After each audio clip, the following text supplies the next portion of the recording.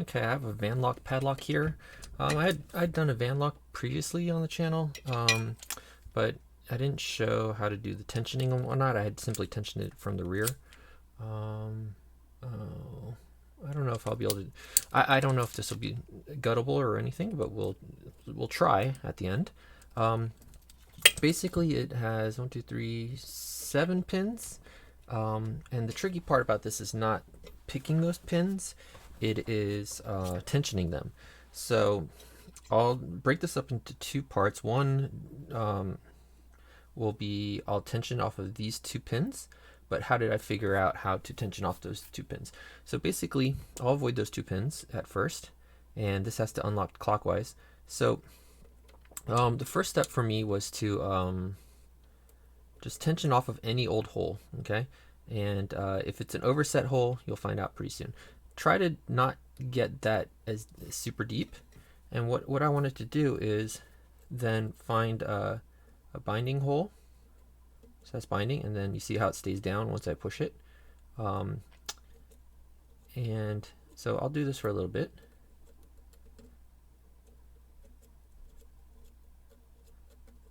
Okay, so in any case, I found that that one is goes down a bit, but now none of the other ones are binding. So what that tells me is that this hole is probably overset, but that hole's good, and this one actually stayed down a little bit. So I can probably use this one up to about that depth.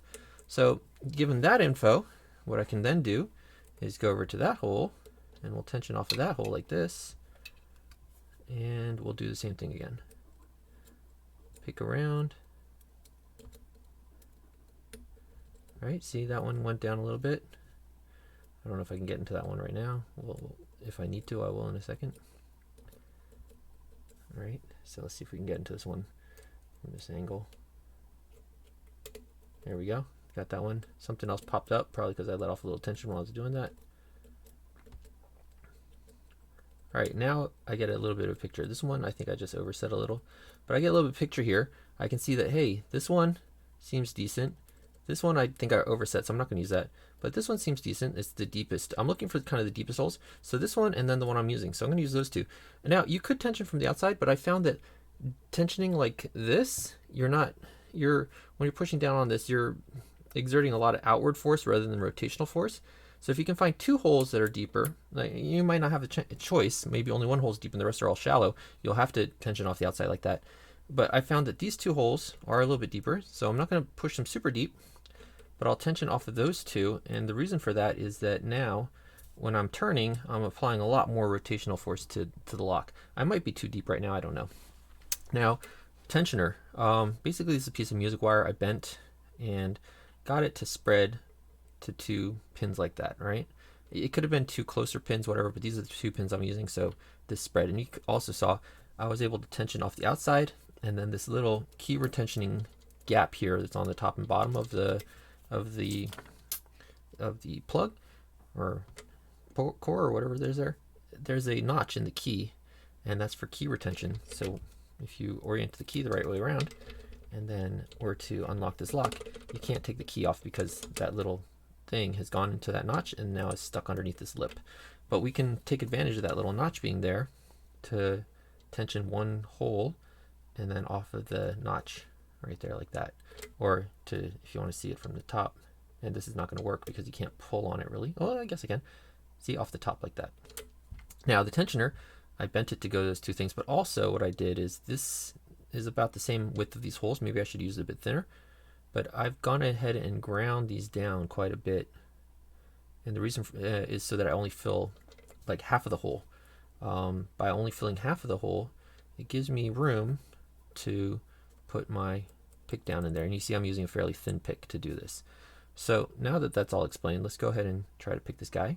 And it's just a matter of going around a lot, pushing down on the ones that are, I think they're tapered drivers, so you have to keep pushing them and try not to get your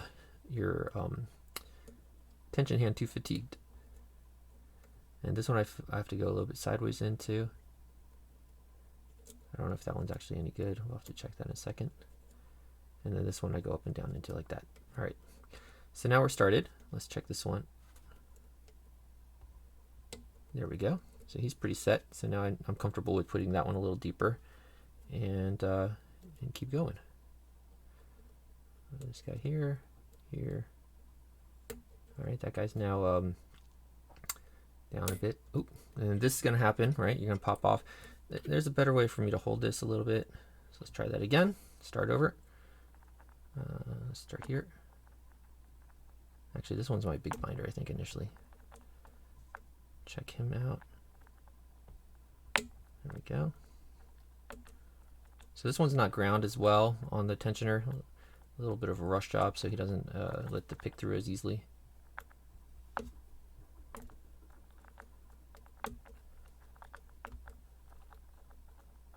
There's got to be a better way for me to hold this pick. When I was upstairs, I was able to have a better angle on this. All right, let's try this. It seems to be working. Because you're going to have to go around quite a bit, so you want to be kind of comfortable. Especially if you want to do an open. I'm just going to show taking this one position, I think. And there's a reason for that, which I did in my first video, which might be worth checking out. I actually make a key for this because I didn't have a key for that lock. So that one's worth checking out for how to unlock it all the way and not have to spend all your time poking like this. You just have to do it once, which is what I'm going to do right here. And then you can refer to that video on how to actually fully unlock it so you pop the shackle and all that stuff without having to do crazy amount of work. Okay, there we go, we're getting really close. All right, so there, we're open, okay? And you can see I have a little black mark down here, one on the housing. Let me see if I can cut down the reflection. One on the housing, one on the plug. And you can see they're no longer lined up. And you can see all the pins are staying down right now, right? Because there's no drivers from behind pushing on them. They're all at the set depth. So what you do, if you look at my other video, is now you could, I took a bunch of music wire pins and I put some 2-part epoxy putty on here, and then I dropped the pins into these depths, and then I let it dry, and then I had a working key at that point, and I didn't have to worry about. So if I turn this further, it's going to lock into the next position. So basically the driver pin for this pin is going to lock that pin, and the driver pin for this one is going to lock that pin, and so on. But I'm not going to be able to get the key in because the key has these grooves, and I won't be able to put it into that sideways position. I'll only be able to put it up and down, and I'm not going to be able to do that because this position right here doesn't have a hole. It's going to be actually on that one, so you don't have to pick that one. But since that doesn't have a hole, there's nowhere for this key pin to go, or this pin on the key to go into. So you're not going to be able to put this key on. So if I turn it further, it will lock up, and I won't be able to use the key. I'd have to then unpick it at that point.